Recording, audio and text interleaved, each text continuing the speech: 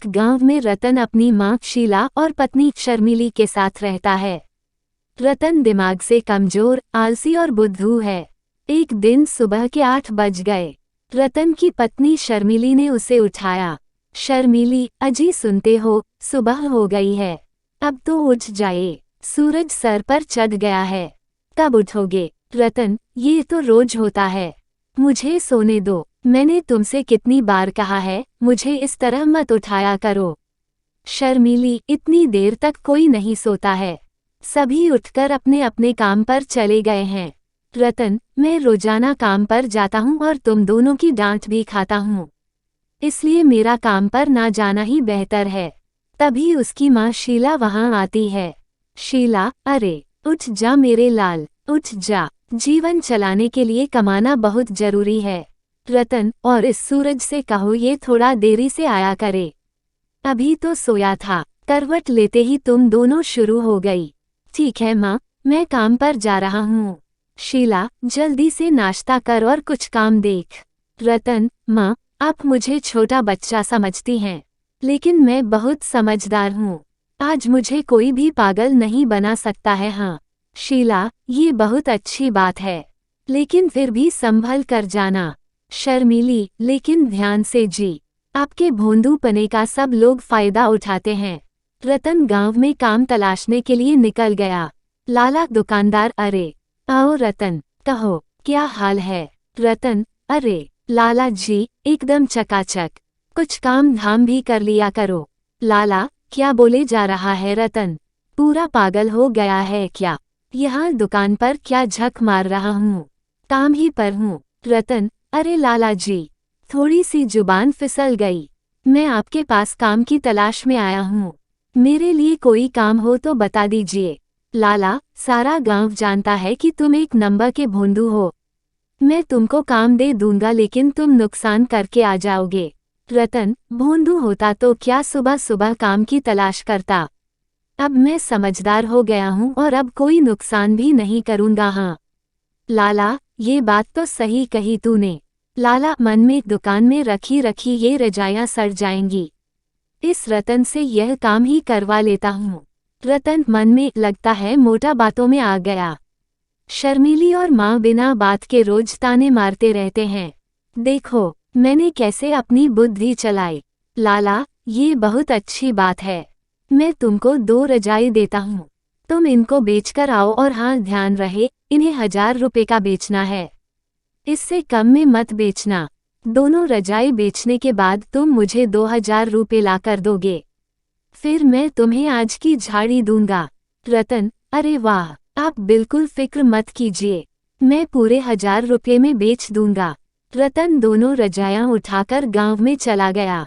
रतन आवाज लगाते हुए, रजाई ले लो रजाई, अरे बहुत अच्छी अच्छी रंगीली रजाइयाँ, अरे भैया ठंड से बचाएं गर्मी बढ़ाएं, नर्म नर्म रजाई।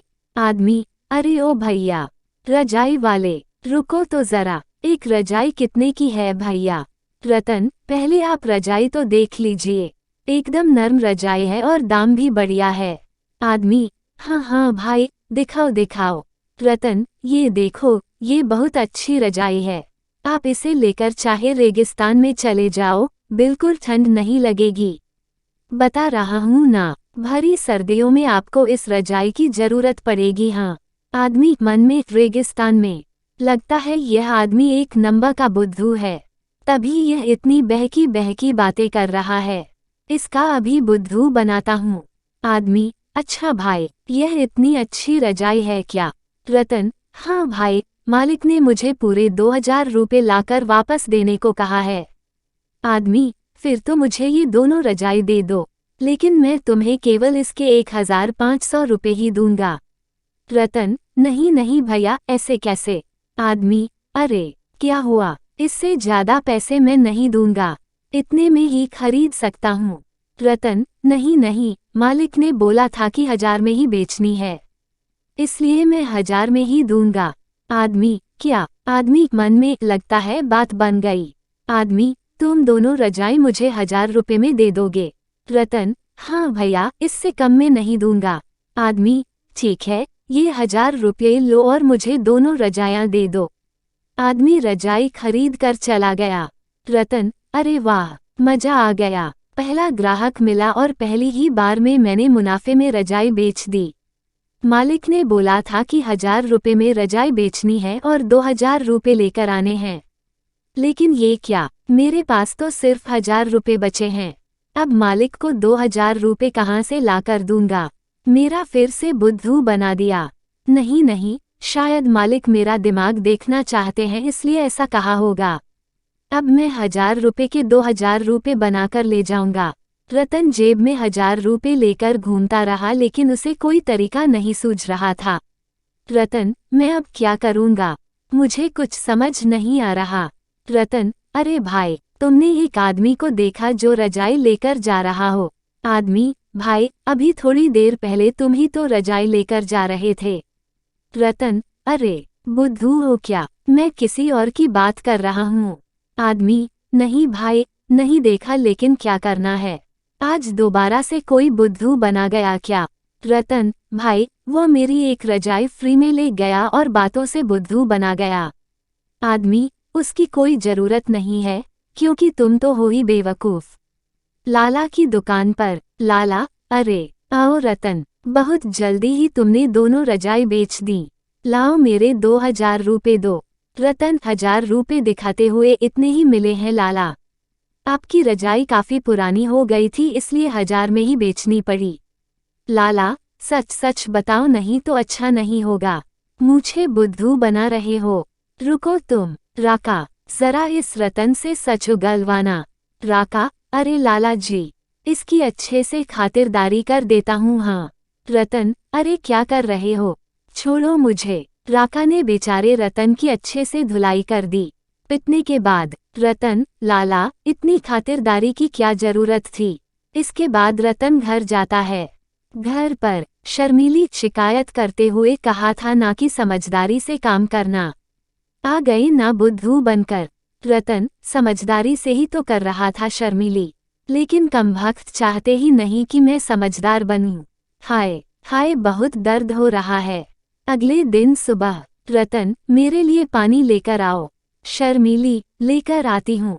वैसे कल रात की धुलाई के बाद गला तो सूख ही रहा होगा। रतन, वो कल वाली बात की थी, अब बिल्कुल बदल गया है, अब इस बारे में कोई सवाल जवाब नहीं करेगा। शर्मीली, अच्छा तो ये बताओ आज भी कहीं जाओगे बुद्धू बनने के लिए। रतन, रतन को बेवकूफ़ बनाना नामुमकिन ही नहीं बल्कि मुमकिन है। शर्मीली, शायद आप कुछ उल्टा बोल गए हो। रतन, शायद रतन की समझदारी किसी से देखी नहीं जा रही है ना। शर्मीली, अच्छा समझ गई, आज ध्यान से काम करके आना। ये कुछ रुपये डाकखाने में जमा करवा देना और 100 रुपये का राशन लेकर आना। ठीक है, समझ गए। रतन, हाँ ठीक है। माँ, मुझे आशीर्वाद दो। शर्मीली, हाँ माँ, आशीर्वाद की तो इन्हें सख्त जरूरत है वरना आज भी इन्हें कोई बुद्धू बना जाएगा। रतन गांव से बाहर जा रहा था तभी उसे उसका पुराना दोस्त चंपक मिल गया। चंपक, अरे भाई, कैसे हो तुम, इतने दिन बाद दिखे हो। रतन, अरे चंपक, तुम कब आए शहर से, बड़ा ही टिचिंग टिचिंग लग रहा है, काला चश्मा, लाल कमीज, क्या बात है। चंपक, तू अपना बता भाई, तेरा क्या है, पहले जैसा ही है या सुधर गया। रतन, जो भी काम करता हूँ सब बेवकूफ़ बना जाते हैं। ससुरा पूरे गांव वाले बुद्धू बनाने लगे हैं यार। अभी मैं डाकघर जा रहा था, माँ ने कुछ पैसे जमा करने के लिए दिए थे, अब कोई भी मुझे बुद्धू नहीं बना सकता। चंपक मन में यही तो सुनना चाह रहा था, दूसरों को बुद्धू बनाना ही तो मेरा काम है। चंपक, अरे आज से तुम्हारा मजाक कोई नहीं बनाएगा, तुम्हारा दोस्त जो वापस आ गया है। भैया, मेरे पास तुम्हारे लिए कुछ खास है। चंपक मन में, अरे इसे अब लूट लेता हूँ, अच्छा मौका है। रतन, अच्छा अच्छा, क्या है बताओ, जरा मुझे भी बताओ भैया। चंपक, मैं तुम्हें कुछ ऐसे बीज दे सकता हूँ जिन्हें बोने पर सोना निकलेगा। रतन, क्या सच में। चंपक, और नहीं तो क्या, मैं झूठ बोल रहा हूँ, अगर तुम सोने के बीज नहीं खरीदना चाहते तो कोई बात नहीं, मैं किसी और को बेच दूंगा। रतन, नहीं नहीं, सोने के बीज मुझे दे दो, मैं तुमको सारे रुपए देता हूँ। चंपक, ठीक है, यह 1 किलो सोने के बीज हैं। अपने खेत पर जाकर बो दोगे तो सोने के पेड़ बाहर निकल आएंगे। लेकिन तुम इनका ध्यान भी रखना और समय पर पानी भी लगाना पड़ेगा भैया। हाँ। रतन, मुझे ये बीज गेहूं के क्यों लग रहे हैं भैया? चंपक, अरे, यह मैंने जानबूझकर गेहूं के बीज के रंग के बना दिए हैं। तुम खुद सोचो, अगर यह सबको पता होगा कि यह सोने के बीज हैं तो सब खरीदना चाहेंगे कि नहीं? इसलिए मैं ये छुपाकर रखना चाहता हूँ। ठीक है रतन, धन्यवाद भैया, यह आपने मुझे दे दिया। अब मैं घर जा रहा हूँ। मैं कल इनको बो दूंगा। घर की तरफ आते हुए, रतन, अब देखना माँ और शर्मिली, सबको मेरी बुद्धिमानी पर नाज होगा। हाँ, और हो भी क्यों ना। रतन, तुमने काम ही इतनी होशियारी का किया है। अपने दोस्त चंपक को बातों में फंसाकर उससे सोने के बीज ले लिए। वाह रे रतन। शीला, बेटा, इतनी देर में आया है। रतन, माँ, आज तेरे बेटे ने बहुत बड़ा काम किया है। शीला, ऐसा क्या कर दिया? रतन, मुझे सोने के बीज मिले हैं। मैं ये सोने के बीज खेत में बो दूंगा और फिर हम बहुत जल्दी अमीर हो जाएंगे। शीला, लगता है आज सच में यह पागल हो गया है। बहू, अरे ओ बहू, कहाँ गई? इसको पानी पिलाओ। शर्मीली, हाँ शर्मीली, इससे अच्छा सुबह बाहर इन्हें काम पर नहीं भेजते तो ज्यादा अच्छा रहता। लेकिन अब पागलपन का इलाज भी करवाना पड़ेगा। हमारे पास तो इतने पैसे भी नहीं है। रतन, अब हमें पैसों की जरूरत नहीं है, क्योंकि अब तो हमारे खेत में सोना होगा। सोना। हाँ, तुम सब मुझे बुद्धू समझते थे ना? देखा, मैंने अपनी अक्ल लगाकर कैसे सोने के बीज हासिल कर लिए हैं। रतन ने आज दिन भर की बात अपनी माँ और अपनी पत्नी को बताई। शीला, अच्छा, तो अब मुझे समझ आया। शर्मीली, अब हम ही कुछ कर सकते हैं। शर्मीली ने अपनी सास के कान में कुछ कहा। रतन, तुम दोनों क्या कान में खुसुर फुसुर कर रहे हो?